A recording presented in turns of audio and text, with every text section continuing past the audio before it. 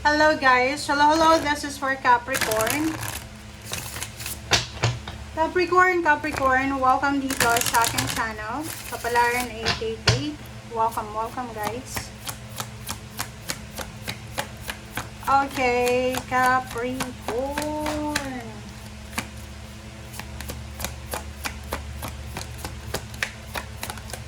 Alright, volatility, volcano. Oh, MJ. Okay, Capricorn. Comment down below. This is for the second half of July. So, from July 16 hanggang 31. Mag-iingat ka ha. You need to be careful kasi posibleng wala. I don't know. Baka pagod ka, puyat ka, gutom ka, or whatever man na nararamdaman mo. Kasi sa nakikita ko sa dito, pwedeng sumabog ka. Pwedeng magkaroon ka ng kaaway. May mga hiwalayan na posibleng mangyari sa mga mag-asawa, boyfriend, girlfriend, live-in partner. Ayan, nandito yung lotus flower kasi kailangan mo daw na kailangan mong kumalma. Kailangan mong kumalma kasi yung 2 weeks na to parang sobrang aggressive mo. Aggressive, impulsive, mainitin yung ulo, mabilis magalit, parang ganon. Capricorn. Okay? So, paki-comment sa comment section guys if you resonated. OMG. Bakit ganun guys? Kailangan mo daw kumalma. Okay? Capricorn. Pwede kang magkaroon ng kaaway or pwedeng meron na pumatol sa'yo. Okay? So, you need to be careful ha.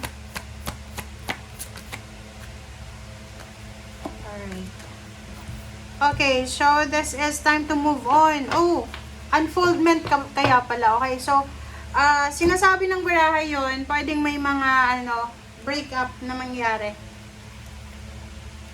Okay, so pwedeng may breakup na mangyari na yun, pwedeng may gustong makipaghiwalay sa'yo or ikaw yung gustong makipaghiwalay tapos nag-agree naman yung hihiwalayan mo. So dito sinasabi na oras na para mag-move on ka. It's time to let go of the old and worn out so that then you can come in. So, di ba? Hindi mo kailangan magalit, hindi mo kailangan na maghurumentado, hindi mo kailangan na mag-take revenge. Gumante, parang ganon. So, kung hindi na, ayaw na sa'yo, just let go. Okay?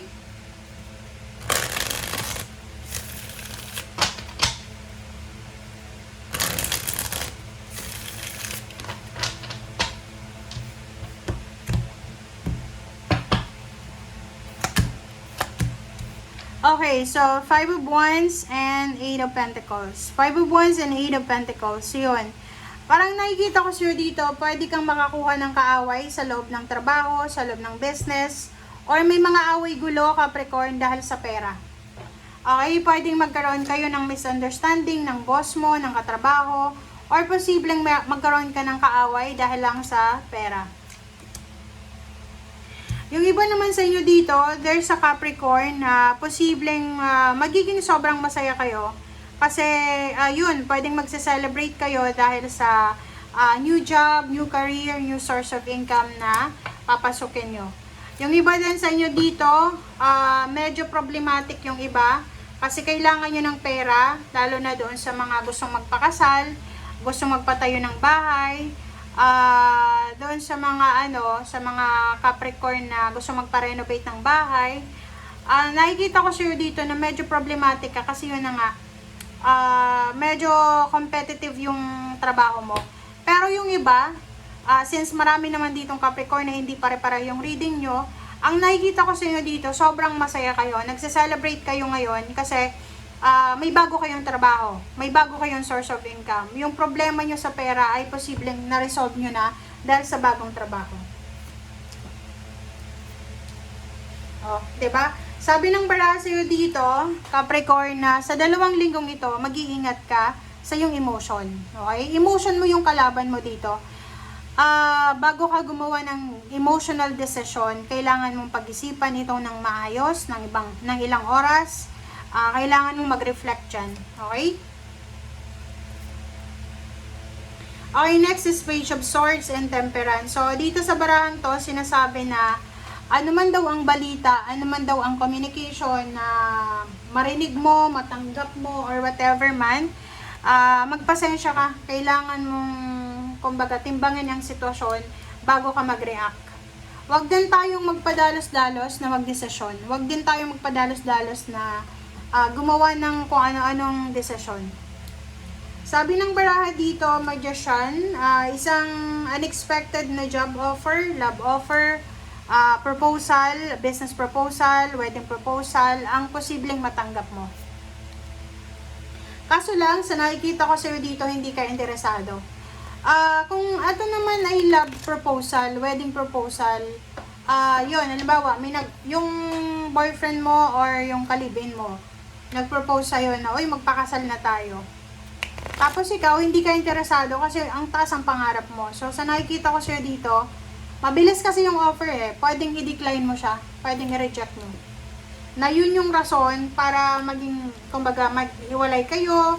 Or pwedeng yun yung rason kung bakit masira yung relationship mo. But sa nakikita ko sa'yo dito, sinasabi ng bara sa'yo na buo na yung loob mo na mas ipaprioritize mo ang iyong pangarap, financial dreams kaysa sa love life. O, diba?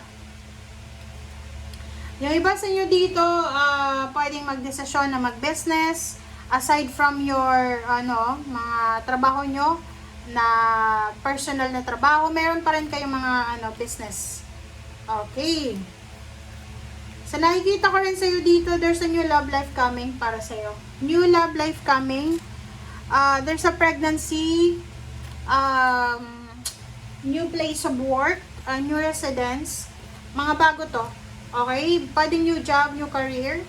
Pwedeng yung bago yung manliligaw is mayaman siya. Or pwedeng boss mo siya or financially stable na individual.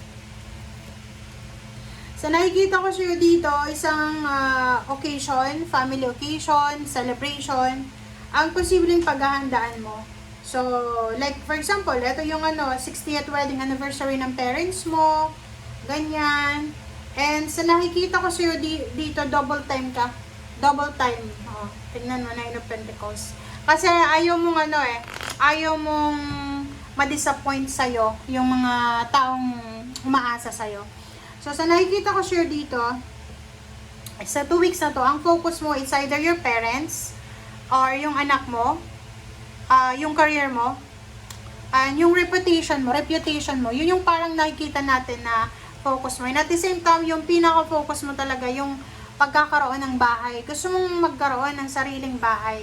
Gusto mo yung magkaroon ng sasabihin mong akin. Diba? Okay? So, thank you guys for watching. Bye!